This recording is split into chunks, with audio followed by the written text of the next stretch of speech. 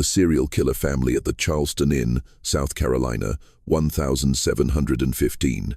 In the autumn of 1715, the port town of Charleston, South Carolina, recorded 29 mysterious deaths in just 4 months. What made these deaths particularly disturbing wasn't their number, but the fact that every single victim had been a guest at or prepared for burial by the same family owned in the Raven's Rest Inn, owned by the Marlowe family, had served the community for over a decade, renowned for its hospitality, its meticulous care for the deceased, and its compassion for grieving families. But when a traveling physician discovered unusual marks on several bodies during a routine port health inspection, he uncovered evidence that would shake the very foundations of this bustling port town. What authorities discovered in the cellar of the Marlowe establishment was so horrifying that the case files were sealed for nearly a century, and some say the full truth has never been told. Before we continue with the story of the Marlowe family and their Inn of Horrors, if you're fascinated by dark historical mysteries like this one, make sure to subscribe to our channel and hit that notification bell. We bring you the most chilling true stories from America's past. Also, let us know in the comments what state or city you're listening from. We love hearing from our community of mystery lovers worldwide. But let me take you back to the bustling port of Charleston in 1715, where the Marlowe family had built a deadly trap under the guise of unimaginable hospitality. Charleston, nestled on the Atlantic coast, was a bustling seaport, the commercial heart of the Carolina colony, with a population of about 500. It attracted sailors, merchants, and settlers from all over the world. The King's Highway ran through the town, the main artery connecting Charleston to the northern colonies, carrying with it both prosperity and tales of pirates and plagues from the ships that docked. Here, trust was the foundation of the community, but a weariness of strangers always simmered beneath the surface. The Marlowe family arrived in Charleston in 1703, claiming to be survivors of a tragic shipwreck off the coast of Virginia. Jacob Marlowe, the head of the family, bought a large wooden inn near the harbor and named it Raven's Rest. Before the Marlowe, travelers often had to find lodging in private homes or sleep aboard their ships. Jacob's professional approach and his hospitality were initially viewed with some suspicion by the locals, but their good food and their warm welcome quickly won the affection of both the town and its visitors. Jacob lived in the inn with his wife Eliza, their 2 sons Nathaniel and Gideon, their daughter Ruth, and Eliza's elderly father Benjamin Voss. The family appeared to be the very embodiment of piety and diligence. Jacob, with his deep, resonant voice, often preached at the local Anglican church. Eliza was famous for her seafood soups and her skill with herbal remedies. Nathaniel, the eldest son, at 25, was a talented carpenter. He crafted coffins for those who unfortunately passed away in town. Gideon, 22, handled the heavy labor of digging graves and maintaining the inn. Ruth, just 19, often comforted grieving families with her gentle manner and her prayers, making her an angel in the eyes of many. The Raven's Rest was a 3-story wooden building looming near the harbor, with an adjoining section used as a carpentry workshop. The ground floor was the public tap room and dining hall, where Jacob often told tales of the sea to travelers. The guest and family bedrooms were on the upper floors, but another staircase, cleverly concealed behind the main bar, led down to a large cellar, a cellar that had been converted into an area for preparing bodies and for storage. The property also included a warehouse for goods and a small garden where Eliza grew the herbs she used for cooking and healing. What made the Marlowe especially trusted in a port town fraught with danger was their willingness to help those in distress. They often provided free room and board to shipwrecked sailors or peniles traveling families. This generosity created a solid reputation, and word of their kindness spread on ships up and down the colonies. By 1715, Raven's Rest was not just an inn. It was the last resort for many who had nowhere else to turn. The political climate of Charleston in 1715 was deeply complex. Tensions between European powers, the constant threat from native tribes, and the fear of pirates prowling the coast all created an atmosphere of instability. Outbreaks of diseases like smallpox and yellow fever frequently swept through the town, bringing death and panic. In this atmosphere of chaos and suspicion, Institutions like the church and respectable families like the Marlowe represented stability and order.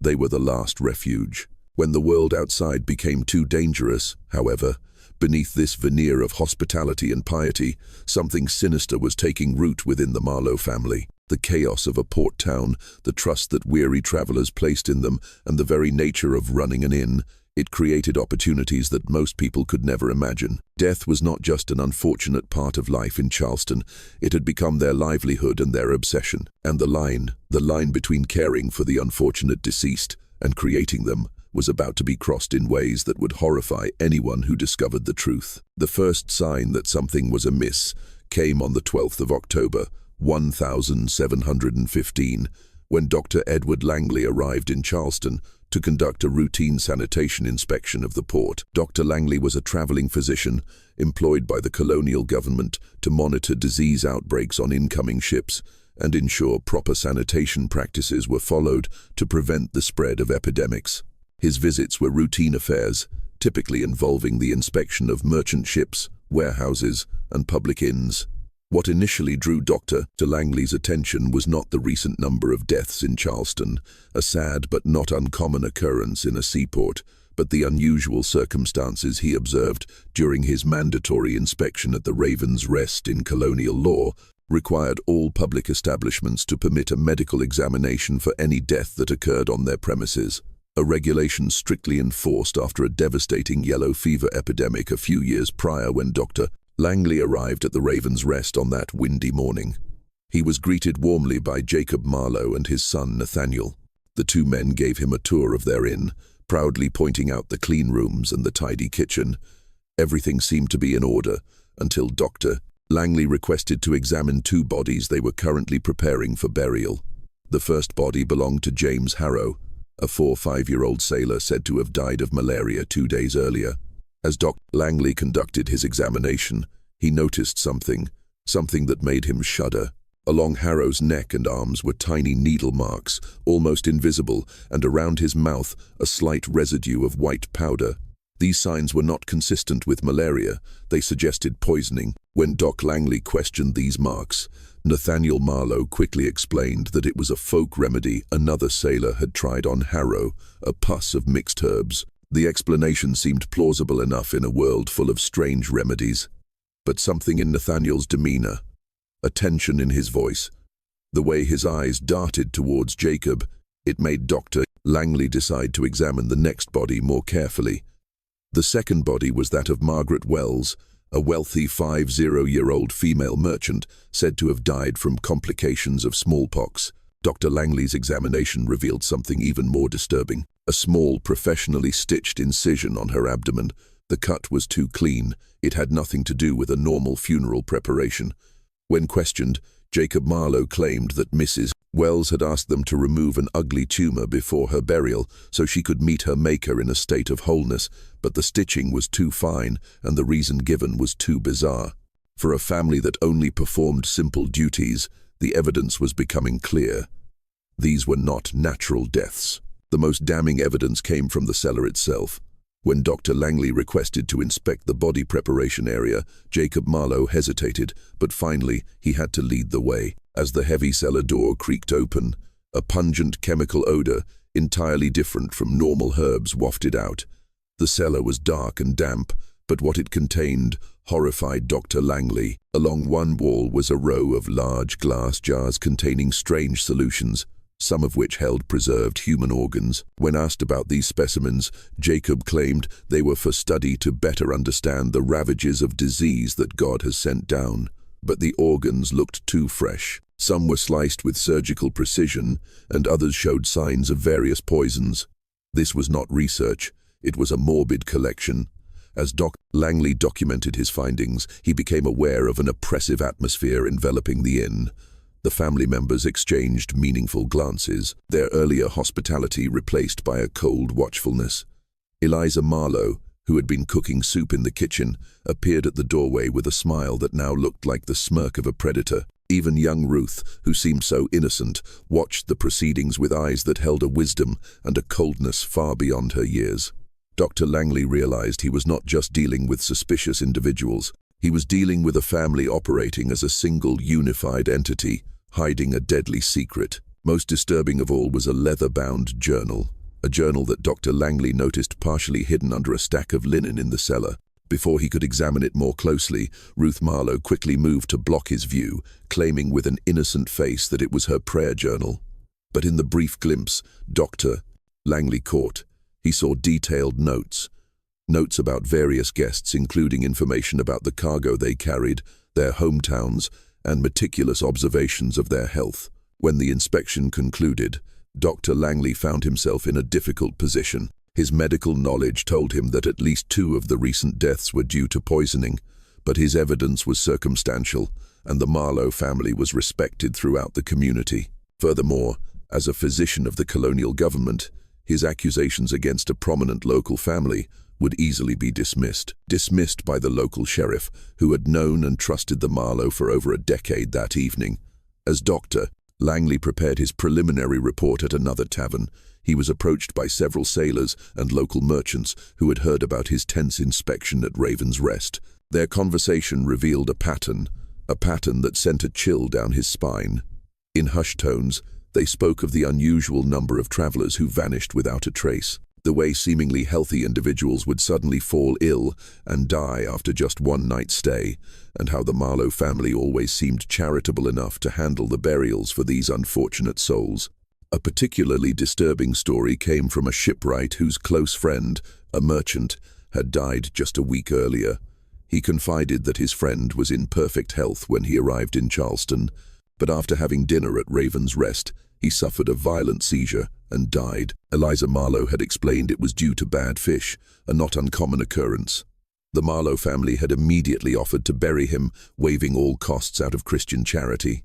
Dr. Langley was now certain. The Marlowe's charity was a shroud for an unimaginable evil, a doctor. The Langleys' disturbing discoveries in Charleston were not the first time whispers had circulated about the Raven's Rest Inn, though previous rumors had been dismissed or overshadowed by the Marlowe family's charitable reputation. As he dug deeper into the family's history, a pattern of suspicious deaths and disappearances began to emerge, stretching back to their very arrival in Charleston. Over a decade earlier, the Marlowe had come to Charleston from Virginia in 1703, claiming they were the sole survivors of a horrific shipwreck. They bought the inn from the estate of a merchant who had recently died of yellow fever, paying with a significant amount of gold, which seemed unusually plentiful for a family that had just been through a tragedy. Port records from that time showed that their first year in Charleston was marked by a series of deaths among sailors and travelers attributed to strange fevers from the sea, all of whom were handled and buried by the Marlowe family. Over the years, locals had occasionally remarked on the strange circumstances surrounding deaths at Raven's Rest. Sailors would recount tales of shipmates who seemed healthy, but then declined rapidly after just one night. How eager the Marlowe family was to handle all arrangements, and how they discouraged bringing in other physicians from town. But in a dangerous port city, where death was a daily occurrence, such observations were dismissed as unfortunate coincidences. The cellar of Raven's Rest held secrets that would have horrified the town had they been discovered behind a false wall that Dr. Langley had not detected during his initial inspection. The family maintained what could only be described as a laboratory of death. Wooden shelves held jars of poisons extracted from herbs and sea creatures, surgical instruments far more sophisticated than annual preparation would require, and a collection of human skulls etched with bizarre symbols. The most damning evidence was the complete version of the journal Dr. Langley had glimpsed. This leather-bound tome contained meticulous records of every guest who had died in their inn, along with detailed observations on the effectiveness of various poisons and methods of inducing death. The entries, written mostly in Ruth's elegant script, revealed a systematic approach to murder, an approach that had been perfected through careful practice and observation under Jacob's fanatical direction. The journal documented not just the methods of killing, but also the careful selection of victims. The Marlowe had developed a keen understanding of the port's comings and goings, identifying individuals whose disappearance would be least noticed, sailors without a captain to report to, lone merchants without partners, and the sick without family. These were preferred targets. The family had also learned to space their activities among genuine disease outbreaks, ensuring that the deaths they caused were merely seen as part of a larger tragedy. One particularly chilling entry written in Ruth's elegant script described the murder of James Harrow in clinical detail. Harrow was chosen because he was a sailor who had just left his ship, was not expected by anyone, and because he had boasted about the gold in his pouch. The entry noted that Harrow was lured to a private room under the guise of receiving special care for his fever. Once there, he was bound and subjected to what the journal euphemistically termed purification by holy medicine before being killed, and his body staged to look like a death from malaria. The family's motive appeared to be a complex mixture of financial gain, psychological satisfaction, and a twisted religious conviction. They regularly robbed their victims of gold, goods, and valuables. But this seemed secondary to Jacob's apparent obsession. With cleansing souls, several journal entries discussed their experiments with different poisons, their observations of how different individuals reacted to fear and pain, and their efforts to perfect methods that mimic the symptoms of common epidemics. Eliza Marlowe emerged from the journal entries as the most cunning member of the family. Her specialty was brewing poisons, odorless and tasteless, into her famous seafood soup. She had an ability to identify the most vulnerable guests, those who were lonely and craved a bit of kindness. Her motherly appearance and reputation for healing skills made her the perfect predator, able to deliver a lethal bowl of soup without arousing the slightest suspicion. The children had been gradually inducted into the family's activities as they matured. Ruth, despite her youth and innocent appearance, had become adept at identifying potential victims at the harbor, reporting back to her family about travelers who seemed wealthy, alone, or without connections. Both sons had developed expertise in the physical aspects of the crime. Nathaniel the carpenter was responsible for building the hidden mechanisms and sturdy coffins, while Gideon, with his brute strength, learned to overpower victims and transport bodies quietly. What made the Marlowe's operation particularly sinister was their integration into Charleston's social fabric. They attended church services, donated to the poor, and maintained friendships with many of the most powerful officials and merchants in town. This double life required a level of psychological compartmentalization that suggested either inherent psychopathy or a fanatical religious fervor that had consumed the entire family. The autumn of 1715 marked an escalation in their activities. Driven by both opportunity and growing confidence, a mild epidemic had provided the perfect cover for their activities. At the same time, the family's success in avoiding detection had made them increasingly bold, leading to the spike in deaths that had finally attracted Dr. Langley's attention. Dr. Langley faced a dilemma that would test both his professional integrity and his personal courage. His examination had revealed clear evidence of foul play, but presenting his findings to the local sheriff would require him to accuse a respected family of mass murder, a charge that would seem incredible to a community that had trusted the Marlowe for over a decade. Furthermore, as a physician of the colony, his authority was limited, and challenging a family as influential as the Marlowe could easily ruin his career and even cost him his life. The solution came from an unexpected source. The next night in Charleston, Dr. Langley was approached by Benjamin Voss, Eliza Marlowe's elderly father, who requested a private medical consultation. The old man claimed to be tormented by a devil's colic and asked Dr. Langley to examine him at a secluded warehouse on the docks. They met under the dim light of a lantern, where Voss's demeanor immediately changed from that of a feeble patient to one of desperation and calculation. Dr. Voss whispered, his eyes darting nervously into the darkness. "I know what you found during your inspection yesterday. The needle marks, the stitches, the unnatural deaths. You are right to be suspicious, but you do not understand the full scale of the madness in that inn." What Benjamin Voss revealed to Dr. Langley over the next hour painted a picture of evil, an evil that exceeded even the physician's growing suspicions. Voss explained that he had been slowly poisoned by his own daughter and son-in-law for several months, experiencing the same symptoms that had preceded the deaths of several recent guests. His advanced age and declining health had made him an ideal test subject for Eliza's poisons. But his survival instinct and surreptitious observations had allowed him to identify and counteract their attempts on his life. According to Voss, the family's activities had begun as simple robbery. Soon after arriving in Charleston, Jacob realized that many travelers carried valuable assets and had no one to protect them. This initial criminal activity, combined with Jacob's fanatical religious beliefs, gradually evolved into something far more sinister. As the family realized they could hide their robberies by staging deaths to look like the result of disease, they weren't just robbing the dead, they were creating the dead to rob. The turning point came in 1705 when the family accidentally caused the death of a drunken sailor they were trying to rob instead of facing exposure. They staged the scene to look like he died from alcohol poisoning. They were astonished to find the victim's death was readily accepted by the community as a regrettable accident. This success led to increasingly bold experiments in murder, with each family member developing specialized skills and roles in their criminal enterprise, all shrouded in Jacob's twisted faith. Voss revealed that Ruth's journal contained detailed records of 29 murders emitted over the past 10 years.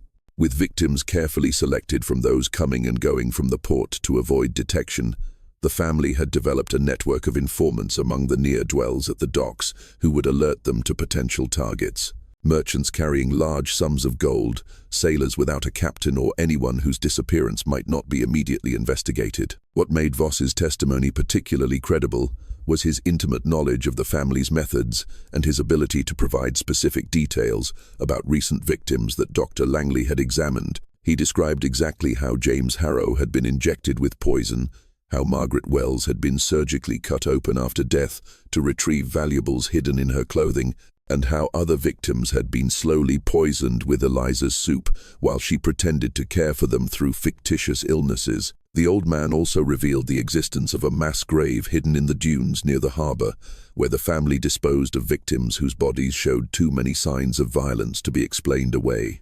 This burial site, according to Voss, contained the remains of at least 15 individuals, including several travelers who had stopped at Raven's Rest for a night's shelter and were never seen again. Voss's motive for betraying his family was both personal and practical. He was increasingly horrified by Jacob's fanaticism and Eliza's cruelty, but more importantly, he had realized that his own death was imminent.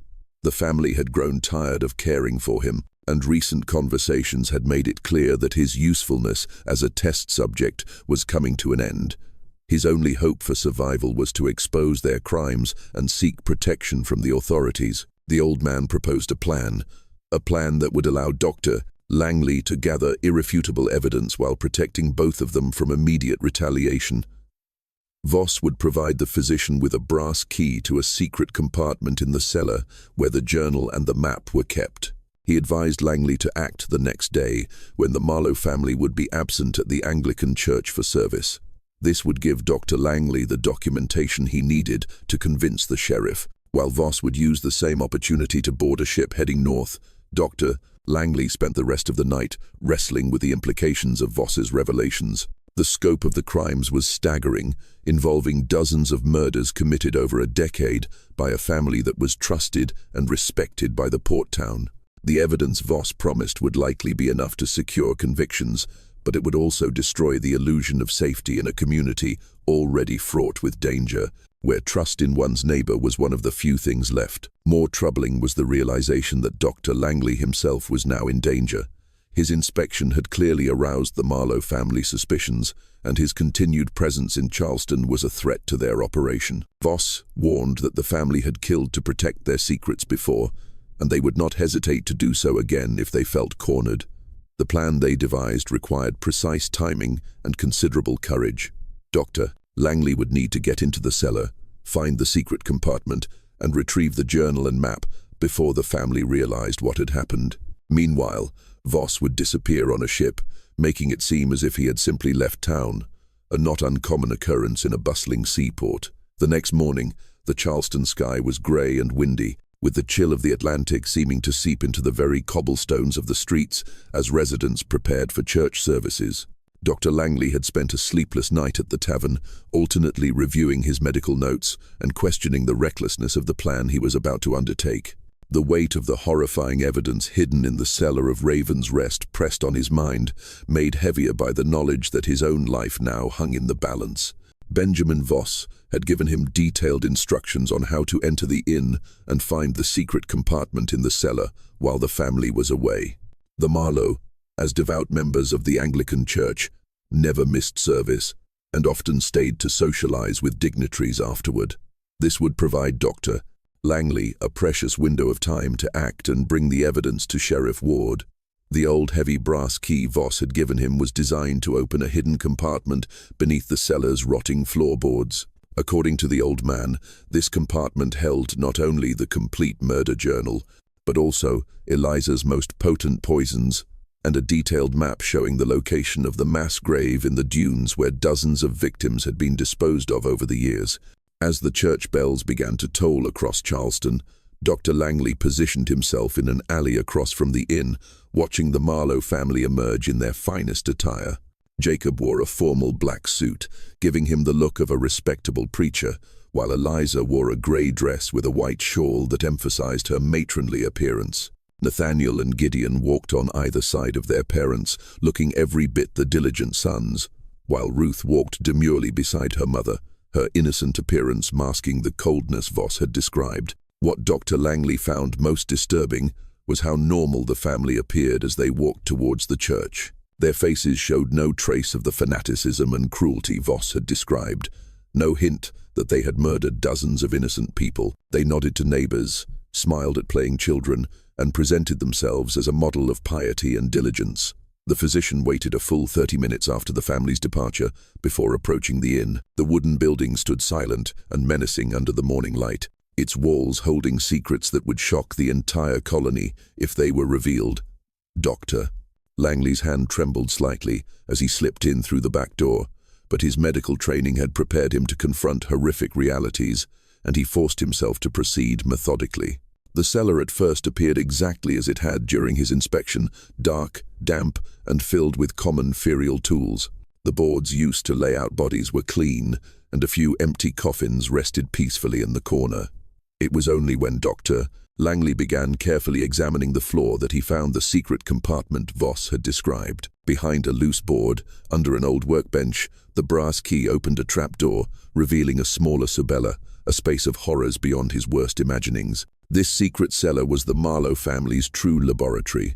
The air was thick with the smell of chemicals and decay. Wooden shelves along the walls held dozens of poison vials carefully labeled with names and dosages alongside bloody surgical tools. But most horrifying was the murder journal placed reverently on a small table in the center of the room. The leather-bound tome was thick with years of entries written in Ruth's elegant script, but with a clinical attention to detail that spoke of a sick methodology applied to the act of murder. Under Jacob's direction, next to the journal lay the map to the mass grave.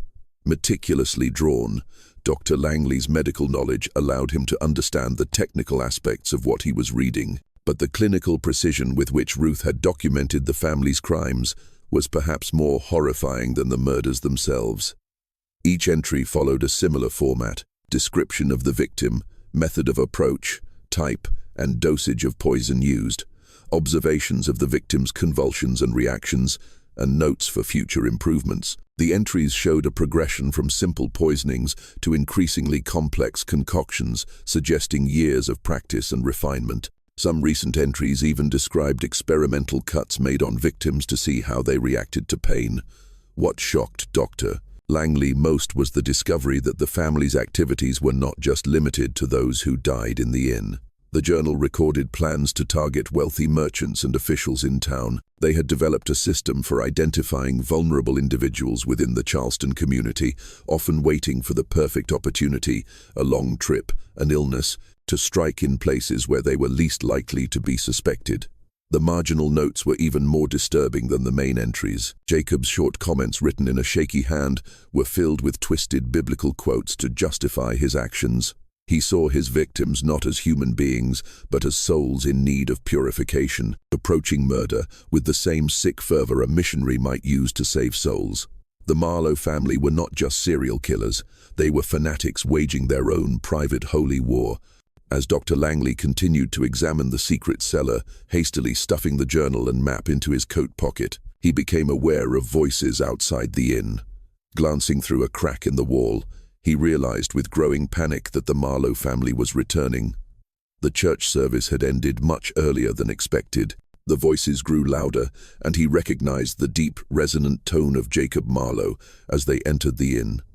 Panic seized Dr. Langley as he realized his perilous situation. He was trapped in the secret cellar with damning evidence of the family's crimes, and they would surely kill him if they discovered his presence. The voices drew closer, and he could hear footsteps on the wooden floor directly above his head.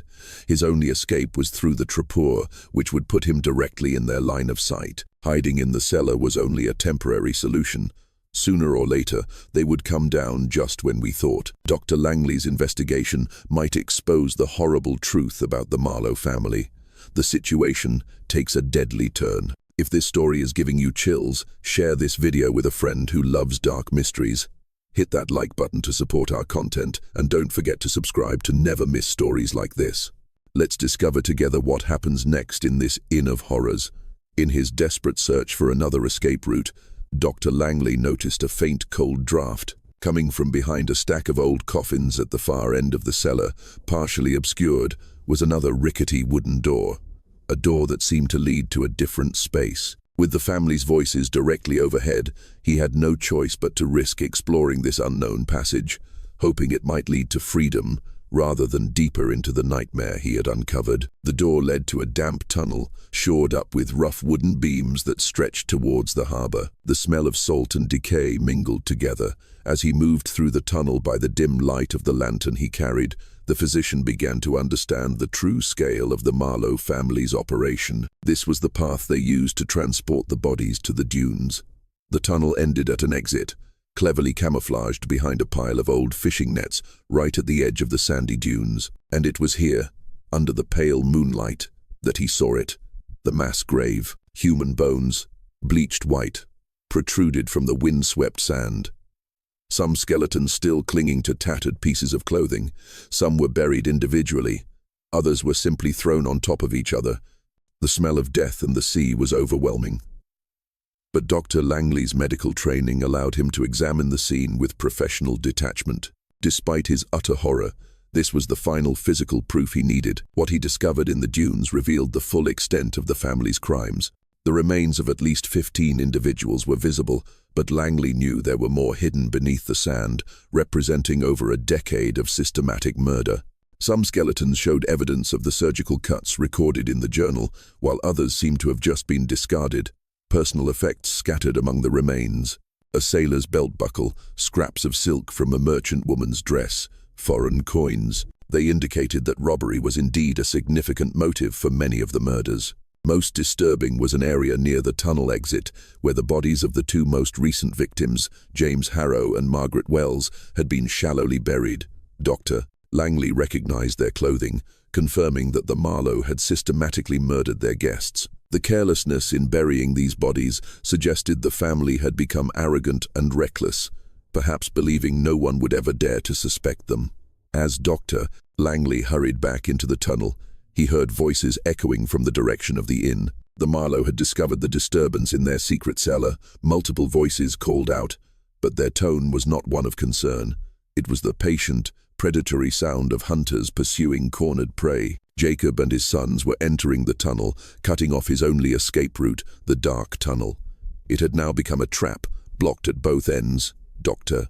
Langley noticed a narrow side passage, an air tunnel the Marlowe had likely dug to reduce the stench. He desperately squeezed into it, crawling through the tight space and finally emerging into another alley, several blocks away from the inn. From this temporary safe position, he could see Jacob and his two sons searching the area around the inn, moving with the terrifying calm of men who had conducted such hunts before.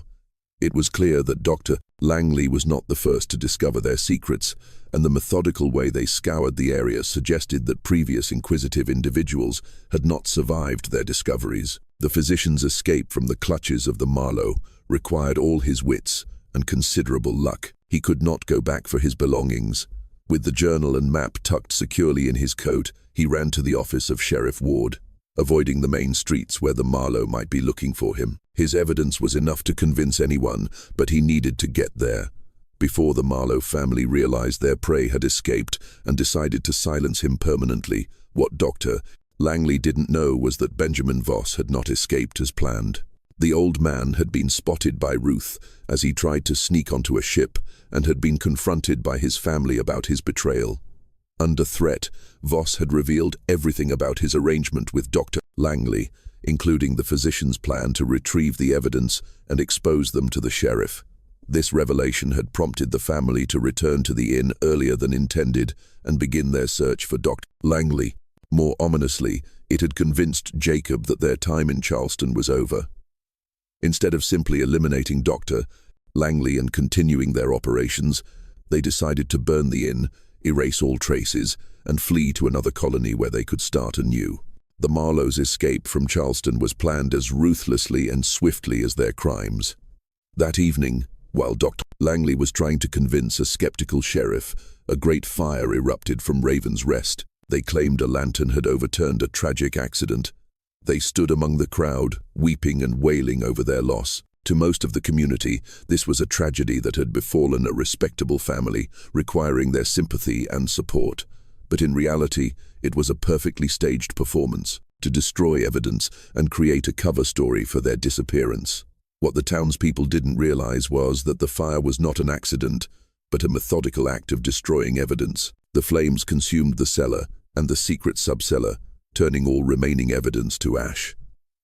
By the time Dr. Langley and Sheriff Ward finally arrived with an armed party, the Marlowe family had vanished in the chaos, leaving behind only a smoldering ruin and a community that would never suspect the horrors that had been committed in their midst.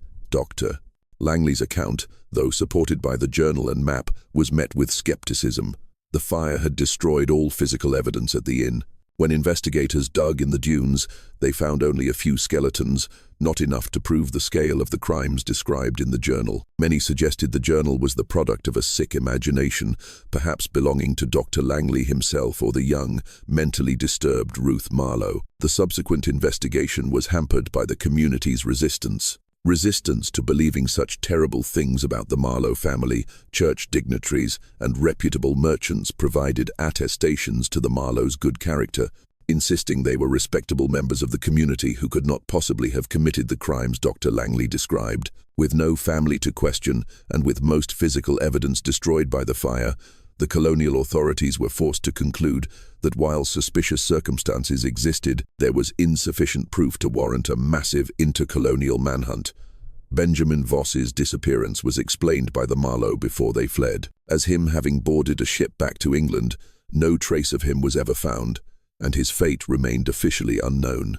Though Dr. Langley had no doubt that Voss had paid the ultimate price for his attempt to expose his family's crimes.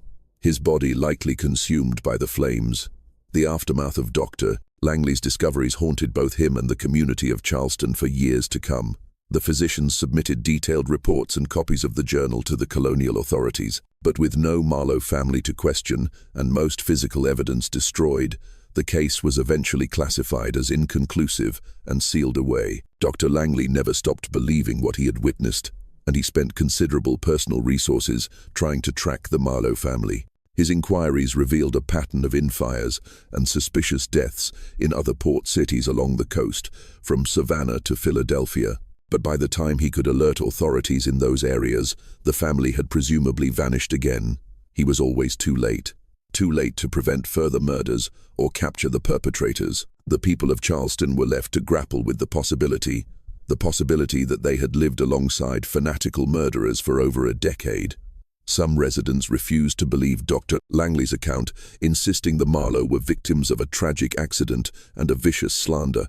Others began to re-examine past deaths with new suspicion, wondering how many sailors, merchants, and travelers had actually been murdered. Instead of dying from disease, the foundation of the Raven's Rest Inn stood as a charred scar near the harbor for many years before it was finally cleared to build a new warehouse. Locals avoided the plot of land, and ghost stories of screams in the night began to spread. Perhaps most tragically, the fear and suspicion created by the Marlowe affair fundamentally changed the character of Charleston. The open trust in strangers, which was part of the dynamic of a port town, was replaced by vigilance and suspicion.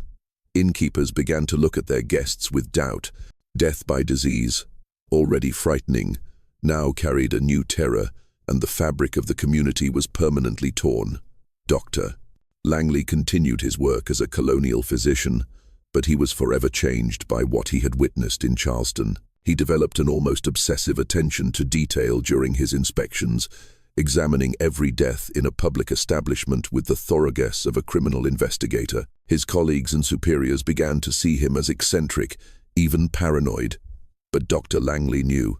He knew that evil could hide behind the most pious of facades. In 1735, a full 20 years after his experience in Charleston, Dr. Langley received a letter that would vindicate his long-held beliefs and provide a final chilling chapter to the Marlowe story. The letter came from a magistrate in New Orleans, another bustling seaport to the south, where a new wave of settlement had brought both honest folk and opportunists. According to the magistrate's account, a family named Dubois had been running a small inn and chapel in the French Quarter of New Orleans for 5 years before being exposed under circumstances identical to what Doc Langley had discovered in Charleston. The magistrate, during his investigation, had found Dr. Langley's old reports in the colonial archives and recognized the identical patterns of suspicious deaths by fever, systematic poisoning, and victims robbed of all their possessions. When authorities finally raided the Dubois establishment, they found a poison laboratory and evidence of at least 20 murders committed during their 5 years in New Orleans. More importantly, they discovered personal effects identified as belonging to victims from Charleston, proving that the Dubois family was in fact the Marlowe family, who had moved south, established a new identity, and continued their murderous practices. The family was captured alive, and during their interrogation, they confessed to crimes spanning more than 20 years and covering multiple port cities. Their total victim count exceeded 60 individuals, making them one of the most terrifying serial killer families in colonial history. Jacob Marlowe, now calling himself Jean-Luc Dubois, was over 60 years old, but remained fanatical and showed no remorse for his crimes, insisting he was carrying out God's will. Eliza, Nathaniel, Gideon, and Ruth had all continued their roles in the family operation, refining their techniques and changing their methods to suit their new environment. The family's confession revealed the full scope of their crimes and provided closure for dozens of unsolved disappearances along the coast.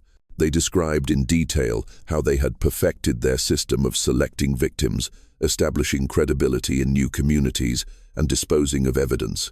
Most chillingly, Jacob still expressed pride in his mission. Seeing himself as God's executioner, tasked with cleansing the world of sinners, Jacob Marlowe was executed by hanging in the Place d'Armes in New Orleans in the summer of 1736, followed by his 2 sons, Nathaniel and Gideon. Eliza, who had attempted suicide but failed, was sentenced to life imprisonment in a convent and died of disease a few years later. Ruth, who had partially cooperated and claimed to have been coerced by her father, received a 20-year sentence, but vanished from prison records, her fate remaining a mystery. The revelation of the true scope of the Marlowe family's crimes sent shockwaves through the port communities where they had operated. Families who had trusted them in their most vulnerable moments realized they had been in the presence of calculating murderers. The case became a cautionary tale about the dangers of placing blind trust in those who wear a cloak of piety. Dr. Langley, now in his 62nd, traveled to New Orleans to witness Jacob Marlowe's execution and to finally confront the man who had haunted his thoughts for 2 decades. The 2 men spoke briefly before the execution, and Jacob expressed surprise that Dr. Langley had survived his discovery in Charleston, stating that God had other plans for you. In their final conversation, Jacob revealed one last disturbing detail. He claimed that he was not the only one to receive this mission. He spoke of other disciples who had learned his methods and established their own chapels in other port cities. He claimed that at least 2 other families were continuing God's work, but he refused to provide any details that might help authorities locate them. This revelation ensured that Dr.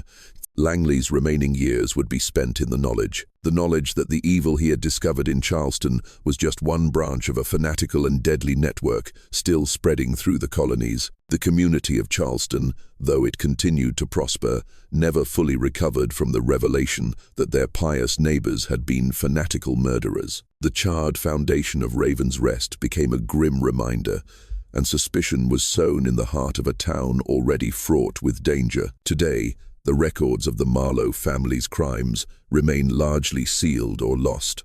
The official reports are buried in colonial archives. The word-of-mouth tales have turned into ghostly legends, and the community tried to erase all memory of their presence. But for those who study the darker chapters of American colonial history, the Marlowe case serves as a reminder that evil can flourish anywhere, hidden behind masks of piety and protected by the very trust and desperation it seeks to exploit. The story of the Raven's Rest Inn shows how serial killers could operate with impunity in an era when disease and violence were commonplace. It shows how predators could exploit natural human trust, using hospitality as a weapon against their victims. Most importantly, it reveals how ordinary people, physicians, witnesses, even members of the criminal family sometimes hold the power to expose great evils, but only if they are willing to look beyond appearances and act on their suspicions. Dr.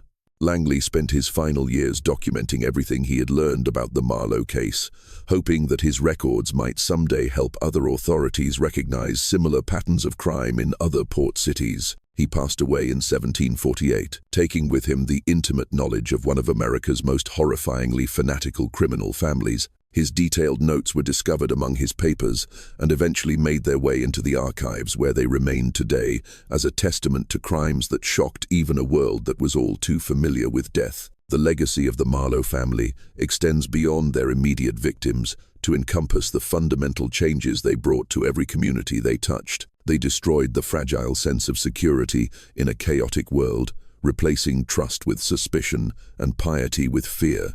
In this way, their impact on the colonies extended far beyond the individuals they murdered, touching the very fabric of community life in a burgeoning new world. This mystery shows us how easily evil can masquerade as piety, and how the very institutions we turn to for shelter in our most perilous hours can sometimes harbor our worst nightmares. What do you think of this story? Do you believe everything was revealed about the Marlowe family's crimes? Or might there have been even darker secrets and other disciples that died with them forever? Leave your comment below and let us know if you've heard similar stories from your own region's history. If you enjoyed this tale and want more historical horror stories like this, subscribe, hit the notification bell, and share with someone who loves dark mysteries. The past holds many secrets, and we'll continue exploring them together.